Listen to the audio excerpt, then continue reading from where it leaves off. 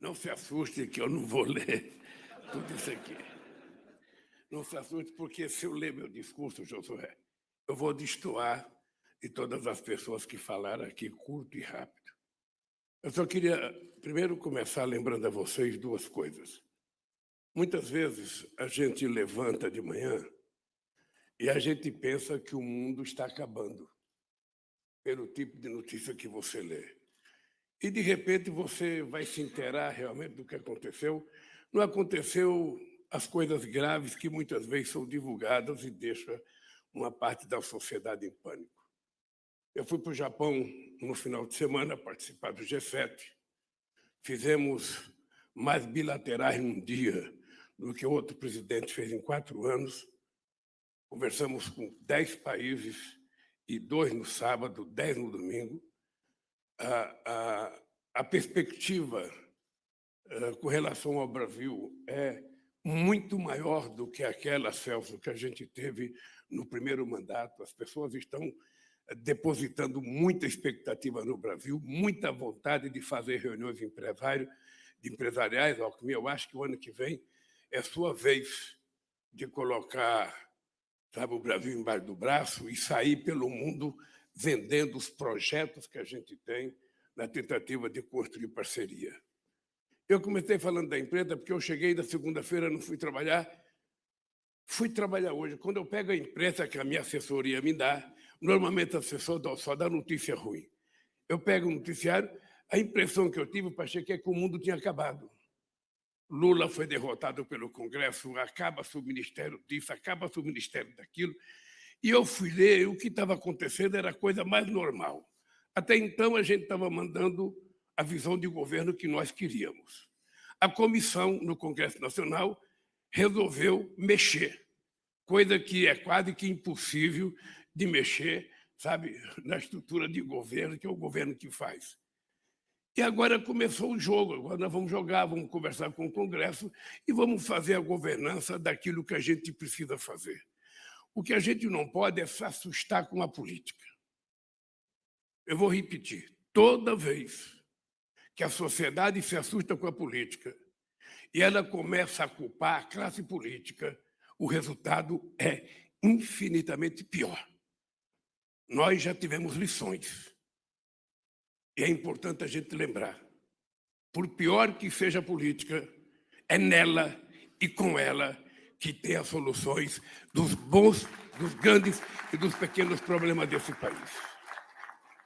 A segunda coisa que eu queria falar para vocês é que vocês devem ter visto notícia nos jornais: o Brasil quer ajudar a Argentina, o Brasil quer ajudar a Argentina, o Brasil... Nós queremos, na verdade. Mais do que querer ajudar a Argentina, a gente quer ajudar os exportadores brasileiros que exportam para a Argentina. Esse é o dado concreto. A China colocou 30 bilhões de dólares à disposição da Argentina para que os argentinos possam comprar os seus produtos. E não adianta reclamar para mim, para dizer, olha, mas estão comprando produto chinês e não o nosso. Nós precisamos saber o que nós vamos fazer para dar garantia aos nossos exportadores. Essa é uma conversa que o Haddad vai ter que fazer.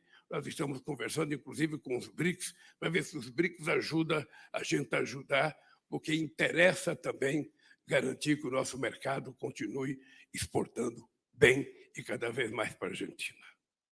A terceira coisa que eu queria dizer para vocês é que eu não voltaria a ser presidente da República do Brasil para ser menor do que eu fui em 2 mandatos.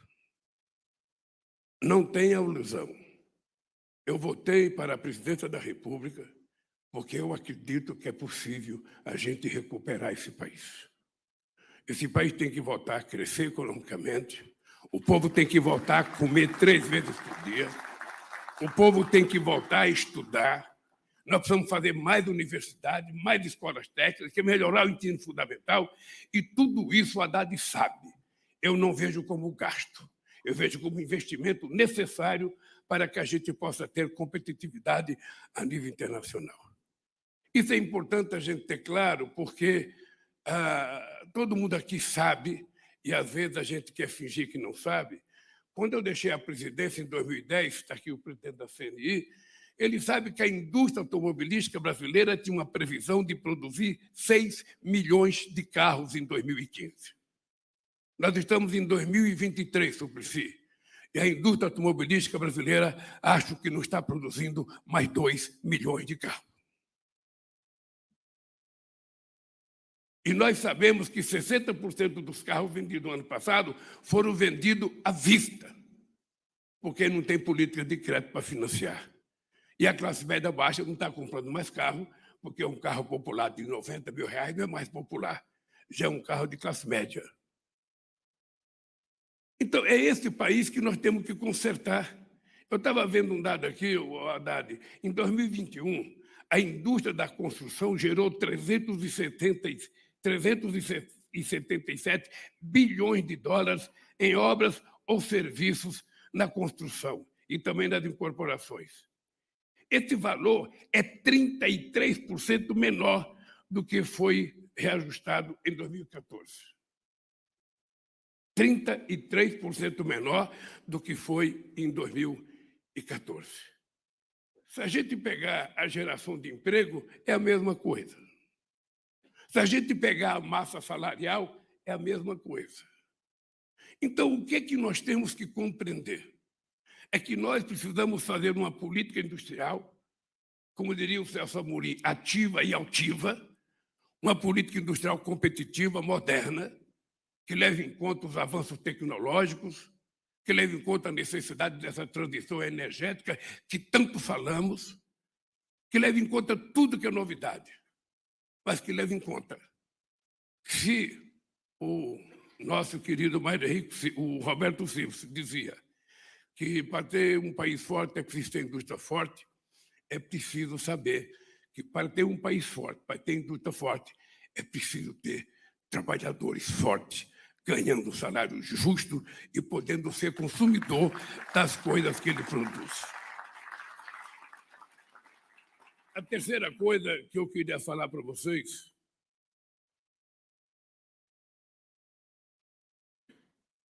é que tem muita gente que fala em crescimento de política industrial, desenvolvimento industrial, e relega a um lugar muito secundário o agronegócio, a exportação de commodities.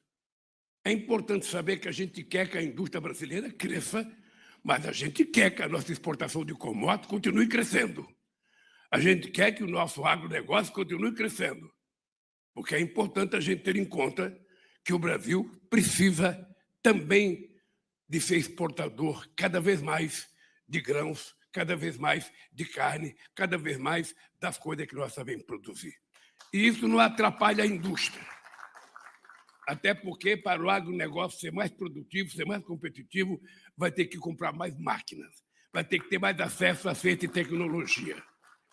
É porque, às vezes, eu vejo as pessoas olhar com certo desprezo a questão da agricultura, do agronegócio, sem levar em conta quanto de tecnologia tem num grão de soja, quanto de investimento genético tem num frango, ou tem num boi que antigamente demorava 48 meses para matar e hoje se mata com 15 meses.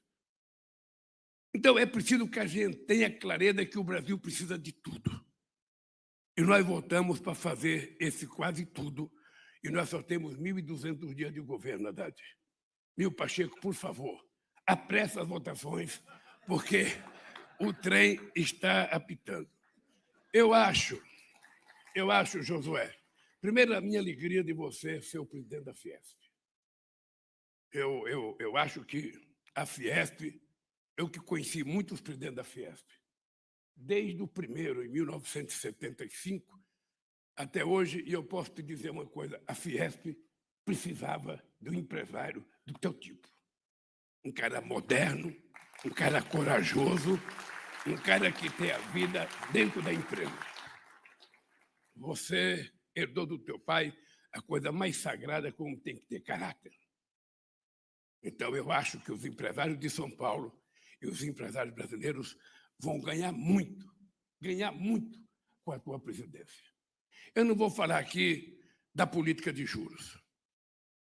Eu não vou falar, porque quando eu era presidente da República, que eu indicava o meu presidente do Banco Central, a Fiesp vivia toda a reunião do cupom, a Fiesp virava manchete de jornal criticando a política de juros. Toda. Então, veja, eu agora não indiquei o presidente do Banco Central, eu já fiz crítica. Mas nesse país, em que o mercado financeiro tomou conta no lugar da indústria, um presidente da República não pode nem criticar o presidente do Banco Central, que ele está influenciando na economia. E eu quero dizer aqui dentro da Fiesp, é uma excrescência, nos dias de hoje, a taxa de juros ser 13,75. É uma excrescência para esse país. O país não merece isso. Vocês estão lembrados, na crise de 2008, o papel que o BNDES assumiu na recuperação da economia desse país? Naquele período, enquanto o mundo desenvolvido, Josué, gerou 100 milhões de desempregados, esse país gerou 22 milhões de empregos com carteira profissional assinada. Vocês estão assinados a quantidade de bilhões de reais que o BNDES jogou na indústria, porque a gente sabia que era preciso salvar esse país. E a gente sabia que um banco público do tamanho do BNDES, um banco como o Banco do Brasil, como a Caixa Econômica, sabe, tem que colocar dinheiro no mercado para o dinheiro girar. Como é que a gente vai fazer sobreviver o pequeno e médio empresário se não tiver crédito? Como é que o empresário vai poder chegar no BNDES e pagar 18% de juros para fazer o quê? Ele está, na verdade, comprando um atestado de óbito. Ele não está fazendo um empréstimo. E vocês tratem de ficar atentos, Josué. Tratem de ficar atentos. Nós estamos próximos a tentar começar a conversar com a União Europeia, o acordo Mercosul-União Europeia.